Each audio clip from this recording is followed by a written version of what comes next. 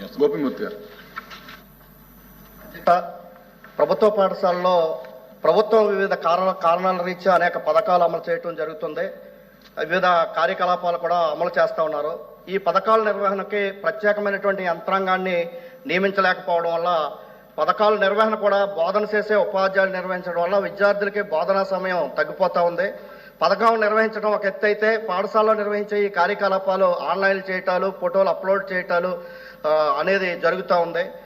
యాప్లన్నీ తగ్గించి ఒకే యాప్గా మార్చారు కొత్తగా ప్రభుత్వం వచ్చిన తర్వాత. కానీ అందులోనే 100కు పైగా టైల్స్ ఇవ్వటం కూడా జరిగింది.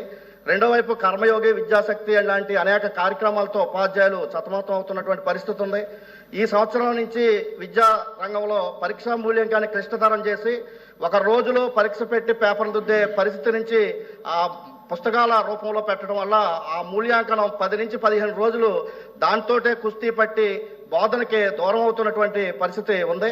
బోధనేతర ఆన్లైన్ పనుల నుంచి ఉపాధ్యాయులు బోధనకు దూరం అవుతున్న పరిస్థితులు ఉన్నాయి. కాబట్టి ఉపాధ్యాయులకు బోధనేతర పనులు తొలగించి బోధనకే పరిమితం చేయాలని చెప్పి ఇతర పథకాల నిర్వహణకు అన్ని పాఠశాలలు కంప్యూటర్ ఆపరేటర్లని నియమించాలని చెప్పి తమ ద్వారా ప్రభుత్వాన్ని కోరుతా ఉన్నాను. గాదే శ్రీనివాస్.